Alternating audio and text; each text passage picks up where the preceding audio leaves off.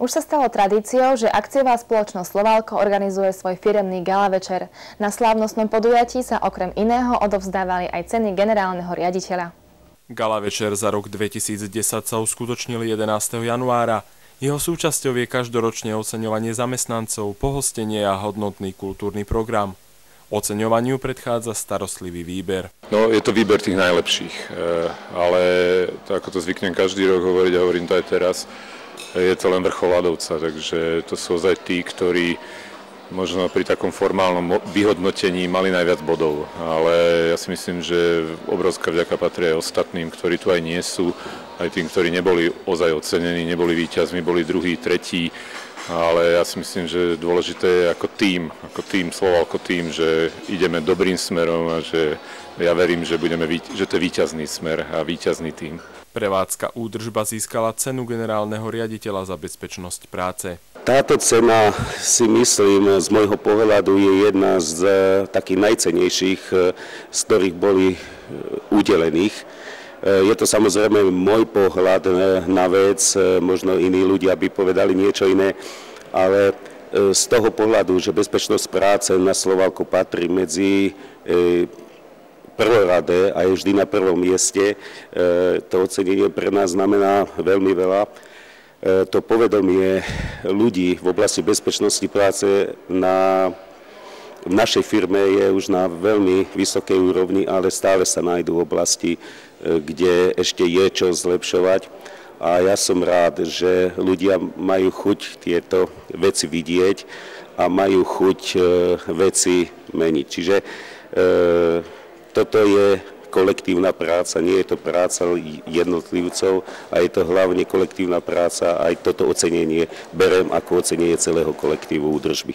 Cenu generálneho riaditeľa za kvalitu získali 4 pracovníčky oddelenia kontrolingu. Myslím si, že je to cena celého oddelenia, nie len na 4. Túto cenu sme získali hlavne vďaka nášmu vedúcemu, ktorý nás vedie proste k stále lepším a lepším výsledkom. Tak by som to povedala správne. Tak určite je to ocenenie tej práce, ktorú sme vykonali v predchádzajúcom roku, ale znova, ako moja kolegyňa hovorila, ja si myslím, že je to ocenenie pre celý kolektív, nielen pre nás, čo sme boli na pódium, takže to treba mať na mysli. Získali sme ju všetci, takže tak. A je pre vás tá cena motiváciou alebo skôr takým istým pocitom zodpovednosti, aby ste si ju obhájili do tých ďalších rokov? No, Slovalko pracuje skutočne kvalitný tím ľudí na všetkých prevádzkach a oddeleniach. Už len získať túto cenu bol veľký problém a myslím si, že obhájiť to je ešte náročnejšie. A neviem, myslím, že ešte sa to nikomu nepodarilo v histórii Slovalka. Možno zabodujeme, uvidíme. Vy teda tiež ste členkami tímu, ktorý dnes získal teda ocenenie. Ako si spomínate na ten rok 2010, bol náročnejší pre vás? Každý jeden člen nášho, dá sa povedať, tímu mal o mnoho náročnejší rok, pretože mal mnoho viac povinností a viac úloh musel plniť, takže bol veľmi náročný. A hlavne bol náročný aj preto, že bol veľmi ťažký aj rok vzhľadom k tomu, že je kríza. A vyslovene to naše oddelenie, čiže to naše kontrolingové, je zamerané na hľadanie rezerv a hľadanie zbytočných nákladov. Takže tento rok bol na to veľmi ťažký a zamerali sme sa na to plnými silami. Tušili ste, že vaše oddelenie podalo taký výkon, že si zaslúžilo cenu generálneho riaditeľa? Bolo to pre nás prekvapením, ale myslím si, že každý z nás odviedol veľmi dobrú prácu a zaslúži si to každý z nášho oddelenia. Takže za týmito tvrdou makačkou je toto pekné ocenenie. Kultúrnym bomboníkom gala večera bolo vystúpenie slovenskej hudobnej formácie Fragile.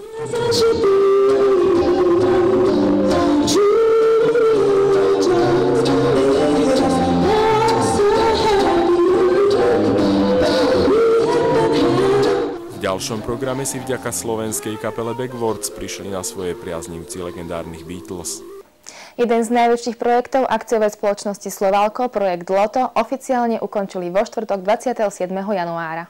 Projekt LOTO výrazne prispieva k vyššej bezpečnosti na pracoviskách. Projekt LOTO je v podstate o bezpečnosti pri práci na technických zariadeniach, ale nie pri práci výrobných aktivít, ale pri neštandardných, to je údržbárskych aktivitách. V praxi je to hlavný dôvod, že doteraz sa zaisťovali zariadenia kvôli tomu, aby nevznikol úraz pri týchto neštandardných aktivitách z titulu energií len v zmysle legislatívy, ale Slovalko v rámci korporátnej požiadavky Hydra prijalo záväzok vyriešiť aj túto úlohu a je to nad rámec požiadaviek legislatívy s tým, že základné know-how dodalo Hydro a my sme v podstate implementovali tento projekt na naše podmienky a zaisťuje maximálnu bezpečnosť pracovníkov pri údržbárskych aktivitách.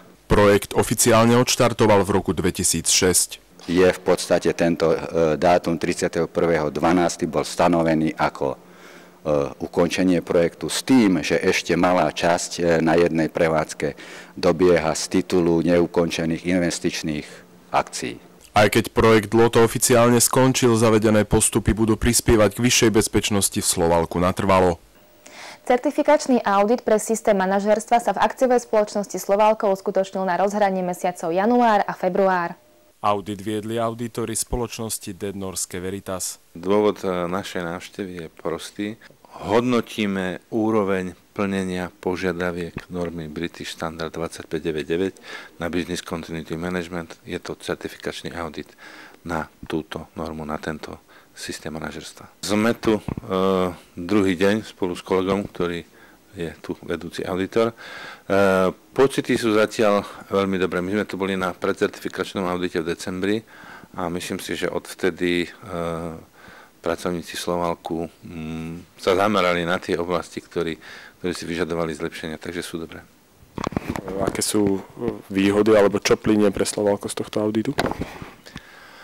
Z auditu samotného plynie to, že budú mať pravdepodobne certifikát, ale to, prečo to vlastne všetko je, tak je veľmi dôležité, lebo sa identifikovali rôzne zdroje, rôzne hrozby, ktoré môžu prerušiť výrobu a na ne sa pripravili postupy, plány, scenáre, nacvičuje sa to, takže sa, myslím, výrazným spôsobom znížila zraniteľnosť Slovalka na rôzne neočakávané udalosti.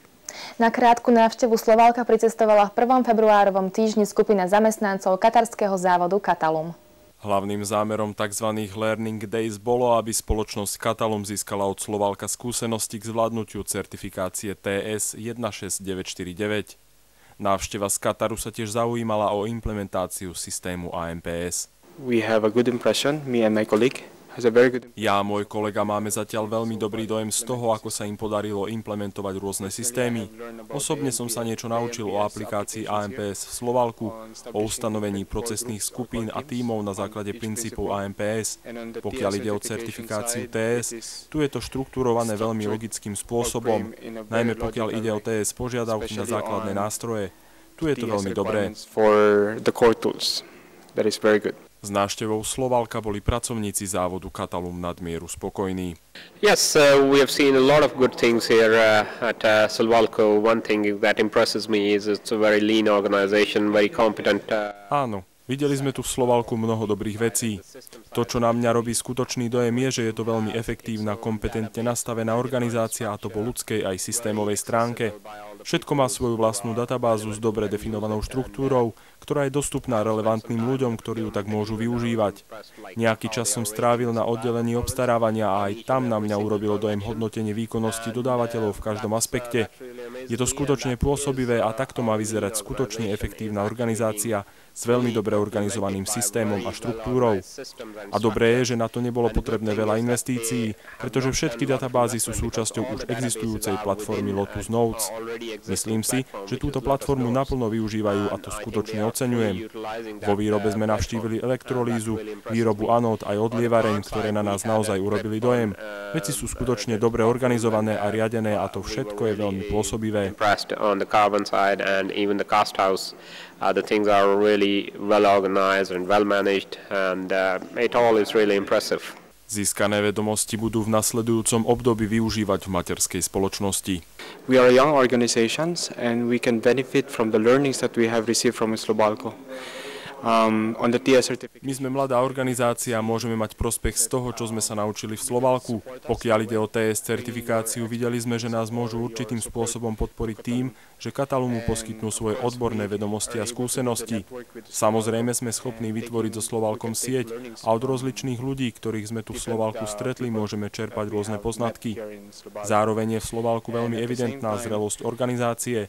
Na ceste vpred môžeme niektoré z týchto systémov prevziať a to, čo ma zaujíma najviac, je, že je to rozvinutý systém a ja dúfam, že v Katalume budeme môcť v rámci nášho kontinuálneho zlepšovania adaptovať niektorý z týchto rozvinutých systémov. And hopefully in Catalum we could also adopt some of the developed system for our continuous improvement. Pre dnešok to bolo všetko. O týždeň vás však opäť čakajú zaujímavé reportáže z diania v našom meste. Prinesieme informácie o poskytovaní dotácie z rozpočtu mesta a pozrieme sa aj na nové dopravné obmedzenie v jednej zo žiarskych obytných zón. Okrem toho budeme intenzívne zisťovať nové skutočnosti o líške túlajúcej sa v uliciach Žiaru. Ďakujeme za pozornosť. Dovidenia.